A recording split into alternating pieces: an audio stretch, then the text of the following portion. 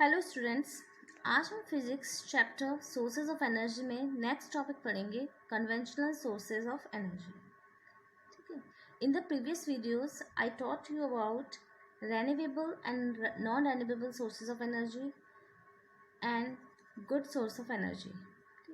We can say the good source of energy, it can be an ideal source of energy. Now in this topic I explain you about the conventional source of energy and fossil fuels. तो what are conventional source of energy? Conventional source of energy क्या होते हैं? तो देखिए, ऐसे बहुत से source of energy हैं, ठीक है, जो हम जिनसे हम मोस्टली फैमिलियर हैं, जिन्हें हम जानते पहचानते हैं। फॉर एग्जांपल वुड, लकड़ी, कोल। तो ये हमारी क्या कहलाएंगे? Conventional source of energy. तो hence we can define conventional source of energy as the traditional source of energy which are familiar to most people are known as conventional source of energy. For example, wood and fossil fuels. And the fossil fuel includes coal, petroleum and natural gases. तो जो भी conventional sources वो sources हुए जिन्हें mostly लोग ज़्यादातर जिनसे जान पहचान या जानते हैं, ठीक है, जैसे वुड और फॉसिल फ्यूल। तो वुड और फॉसिल फ्यूल दोनों से मिलके हमारे पास क्या क्या फ्यूल्स हो सकते हैं? चारकोल है, कोक है, कोल है, पेट्रोल है, डीजल, केरोसिन, एलपीजी, ये सब हमारे क्या है? Conventional sources of energy. क्योंकि नॉर्मली जो ह्यूमन बींग्स है वो इन सब से फैमिलियर है, ठीक है। इवन अब इसमें हम ये भी कह सकते हैं, जो हमारे उपले होते हैं, गाय के गोबर से जो उपले बनते हैं, वो भी एक तरीके से हमारे कन्वेंशनल सोर्स ऑफ एनर्जी हैं। क्योंकि उनमें भी जो अगर आप गांव में देखें तो वो भी हमें एनर्जी प्रोवाइड करवाते हैं, या उन्हें भी हम चूल्हा जलाने में यूज़ करते हैं, ठीक है।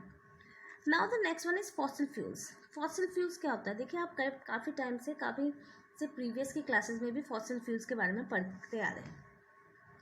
तो फॉसिल फ्यूल्स जो होते हैं वो कैसे फॉर्म होते हैं? देखिए, जब हमारे जो पुराने, इसमें हम ये कह सकते हैं, देखो, प्री हिस्टोरिक मतलब बहुत जो पुराने, जैसे डायनासोर वगैरह हैं, ठीक है, वो हमारे लिए क्या है? हिस्ट्री है। तो पुराने जो प्लांट्स और एनिमल्स हैं जो काफ़ी सालों से ज़मीन के अंदर दफन हो चुके हैं, बरी हो चुके हैं, ठीक है, तो वो क्या है? अब उन्होंने कार्बन की फॉर्म में, अब वो क्या है? फॉसिल फ्यूल्स में कन्वर्ट हो गए हैं। आपको पता है, जितने भी लिविंग बींग्स होते हैं वो क्या है? ऑर्गेनिक कंपाउंड होते हैं। ऑर्गेनिक मतलब उनमें कार्बन होता है। तो फॉसिल फ्यूल्स भी हमारा क्या है? एक तरीके से इसमें क्या होते हैं? कार्बन होते हैं। Fossil fuels they are rich in energy, they are rich compounds of carbon. उनमें कार्बन के क्या होते हैं? अमाउंट बहुत ज़्यादा होते हैं। तो fossil fuels it is a natural fuel which is formed deep under the earth, ठीक है, जो अर्थ के अंदर प्रोड्यूस होता है। कैसे प्रोड्यूस होता है? From the pre historic remains of living organism. और लिविंग ऑर्गेनिज्म कौन कौन से होते हैं? Plants and animals. तो उन्हें हम अपने फॉसिल फ्यूल्स कहते हैं। कि प्लांट्स और एनिमल्स के जो प्री हिस्टोरिक जो बचे कुचे अवशेष हैं, वो जब अर्थ के अंदर दफन हो जाते हैं, ठीक है, तो काफ़ी सालों की, करोड़ों सालों की प्रोसेस के बाद वो फॉसिल फ्यूल्स में कन्वर्ट हो जाते हैं। अब नॉर्मली क्या है? फॉसिल फ्यूल्स हमारा क्या होता है? फॉसिल फ्यूल्स को बनने में बहुत सारे साल लगते हैं। ठीक, अब फॉसिल फ्यूल बनते कैसे हैं? देखिए, इसको सिंपल हम कह सकते हैं, जो हमारे प्लांट्स एंड एनिमल्स हैं, ठीक है, वो बहुत मिलियन साल पहले क्या है? मर चुके हैं, ठीक है, तो क्या है? ज़मीन में दफन हो जाते हैं। अब क्या होता है? एक बार ज़मीन में वो बड़ी हो गए, दफन हो चुके हैं, तो अब क्या होगा? जो भी हमारी वो क्या है? वो कवर होते रहेंगे। टाइम टू टाइम क्या है? वो कवर होते रहेंगे सैंड से, मड से, उनके ऊपर मिट्टी आती जाती रहेगी, ठीक है। कुछ टाइम पीरियड के बाद क्या होगा? वो ऐसी जगह पहुंच जाएंगे जहां ऑक्सीजन भी नहीं होगी, ठीक है, एब्सेंस ऑफ ऑक्सीजन रहेगी। तो एब्सेंस ऑफ ऑक्सीजन में क्या होता है? प्रेशर होगा, हीट और बैक्टीरिया, इनका केमिकली कंबाइन करके क्या है? वो जो प्लांट्स और एनिमल्स के रिमेन्स हैं उनको फॉसिल फ्यूल्स में कन्वर्ट कर देती है, ठीक। तो फॉसिल फ्यूल्स, जितने भी फॉसिल फ्यूल्स है, उनमें मैक्सिमम जो पार्ट होता है वो हमारा कोल में कन्वर्ट होता है, and a small amount is converted into petroleum and natural gases. And we can also show that the sun is the ultimate source of fossil fuels, क्योंकि जो भी ये जो मैथड प्रोसेस होता है इसमें सन भी अपना एक इम्पॉर्टेंट रोल प्ले करता है, ठीक है, क्योंकि सन ही है जिसके कारण क्या होता है, प्लांट्स ग्रो होते हैं, और जब प्लांट्स ग्रो होते हैं तब वही क्या है, फॉसिल फ्यूल्स में भी कन्वर्ट होते हैं। तो अल्टीमेटली हम ये कह सकते हैं कि सन क्या है, एक फॉसिल फ्यूल का अल्टीमेट सोर्स है। ये पॉइंट आप खास ध्यान रखिएगा, क्योंकि मैं आगे वाले वीडियोस में एक कभी भी जो शॉर्ट MCQ वगैरह अगर आपको दूंगी तो उसमें एक क्वेश्चन ज़रूर पुट अप करूँगी, ठीक। तो अभी हमने पढ़ा conventional sources. The sources to which most of the people are familiar are known as conventional sources, for example wood and fossil fuels.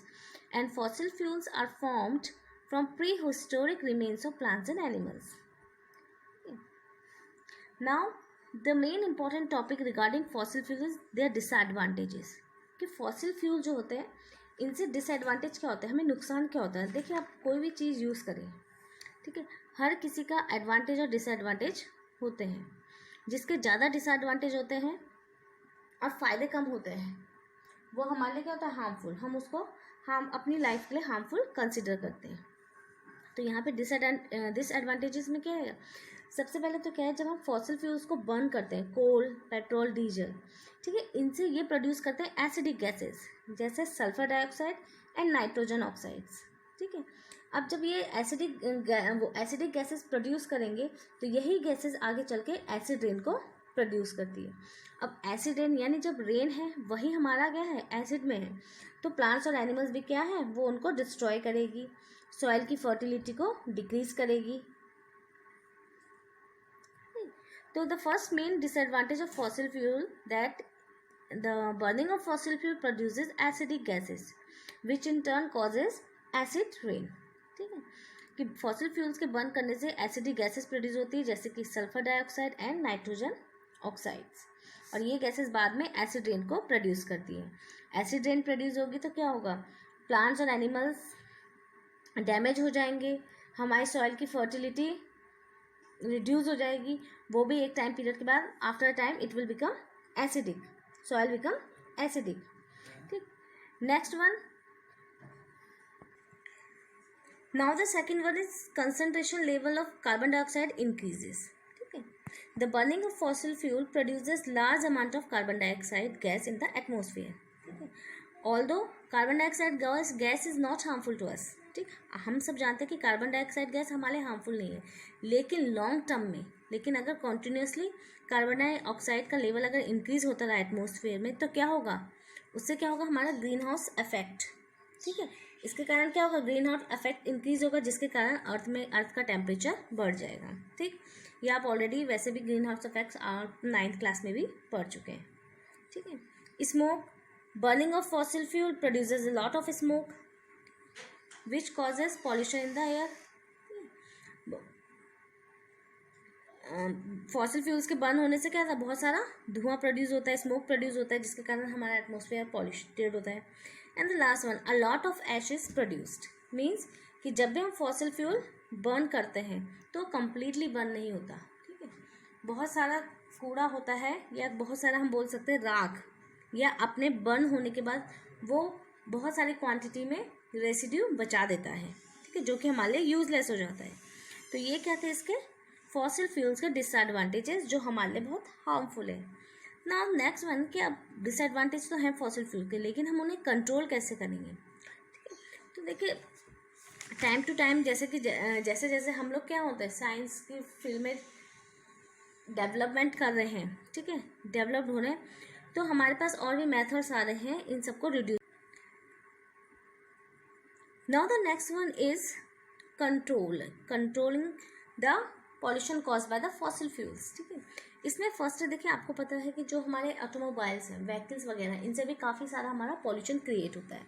तो पॉल्यूशन जो व्हीकल्स से हमारा होता है उसको हम कंट्रोल करने के लिए क्या कर सकते हैं कि हम व्हीकल्स में कैटालिटिक कन्वर्टर को इंस्टॉल कर दें या फिट कर दें व्हीकल में। अब कैटालिटिक कन्वर्टर क्या होते हैं, the catalytic converter it converts the harmful gases coming from the engine into harmless gases, ठीक है, and releases into the air. तो कैटालिटिक कन्वर्टर, देखिए कन्वर्टर क्या होता है कि जो भी हमारी जो व्हीकल्स हैं जिनसे जो हार्मफुल गैसेस प्रोड्यूस होती है, तो कैटालिटिक कन्वर्टर उन हार्मफुल गैसेस को हार्मलेस गैसेस में कन्वर्ट कर देता है और तब उनको एटमॉस्फेयर में रिलीज करता है। ठीक है, जैसे कि हम ये कह सकते हैं कि कार्बन मोनोऑक्साइड है तो उसे कार्बन डाइऑक्साइड बना सकता है। ठीक है, नाइट्रोजन ऑक्साइड से तो उसको हम नाइट्रोजन गैस में कन्वर्ट कर सकता है। तो ये हमारा क्या है कि अगर हम व्हीकल में कैटलिटिक कन्वर्टर इंस्टॉल कर दें तो भी हमारा पॉल्यूशन व्हीकल्स के थ्रू होता है वो कंट्रोल हो जाएगा। Next one, installing electrostatic PPT in precipitate in chimneys. ठीक है, अब ये क्या होता है, देखिए आपने देखा होगा कि जो बड़ी बड़ी कंपनियां होती है, इंडस्ट्रीज होती है, कंपनी नहीं इंडस्ट्री होती है, उसमें क्या है, चिमनियों से धुआं निकलता है। तो अगर हम उनकी चिमनियों में इलेक्ट्रोस्टैटिक प्रेसिपिटेट इंस्टॉल कर दें तो उससे भी हमारा जो पॉल्यूशन है वो एक हद तक कंट्रोल हो सकता है। तो ये जो इलेक्ट्रोस्टैटिक प्रेसिपिटेट होते हैं ये क्या करते हैं, ये जो भी हमारे कार्बन पार्टिकल्स अनबर्न्ड, मतलब जो भी प्रॉपर्ली जल नहीं पाते हैं, उनको क्या होता है कि चिमनी की इनर वॉल में वो डिपॉजिट करता रहता है उनको। ठीक है, और उनको हवा में जाने नहीं देता। ठीक है, और जो ये अनबर्न पार्टिकल्स होते हैं ये क्या है, फिर हम चिमनियों से उसको टाइम टू टाइम उसको साफ कर सकते हैं। ठीक है, तो इलेक्ट्रिसिटी प्रेसिपिटेट का काम क्यों होता है कि जो भी हमारे अनबर्न कार्बन पार्टिकल्स हैं वो उसको एटमॉस्फेयर में नहीं जाने देता। It deposit those particles inside the wall of the chimney and timely it can be removed from the chimney. ठीक है, एंड द लास्ट वन कि जो भी पॉल्यूशन होता है, ठीक है, उसको हम क्या कर सकते हैं, जो भी स्मोक प्रोड्यूस हो रहा है या एसिडिक गैस प्रोड्यूस हो रही है तो उसको हम एटमॉस्फेयर में रिलीज होने से पहले स्क्रबर के थ्रू उसको वॉश डाउन कर ले, यानी साफ कर ले। ठीक है, अब स्क्रबर क्या होते हैं, स्क्रबर टैंक होते हैं। ठीक है, जहाँ जो स्मोक और जो वेस्ट गैसेस जो भी हमारा एसिडिक गैस प्रोड्यूस होती है उनको हम क्या करते हैं, उसमें वाटर मतलब पानी से उनको एक पानी का स्प्रे किया जाता है। ठीक है, इससे पहले कि जो स्मोक और एसिडिक गैसेस चिमनी में पहुंचे उनको पानी के स्प्रे से साफ किया जाता है। तो जो पानी है जो उनको क्या करेगा, वो जैसे कार्बन है स्मोक में प्रोड्यूस होता है वो उसको क्या होता है वॉश कर देगा, धो देगा, और जो भी हार्मफुल हमारे एसिडिक गैसेस हैं इनको भी डिजॉल्व कर देगा, जैसे sulphur dioxide and nitrogen oxide है। ठीक, तो scrubber is basically A tank. ठीक है, इस टैंक में क्या होता है, जो हमारे पास स्मोक या एसिडिक गैस जो भी प्रोड्यूस हो रही है तो इनको पहले पानी की जैसे फायर ब्रिगेड वाले पूरी एक बहुत स्पीड से पानी फेंकते हैं, उसी तरीके से स्क्रबर में भी अ जेट ऑफ वाटर, ठीक है,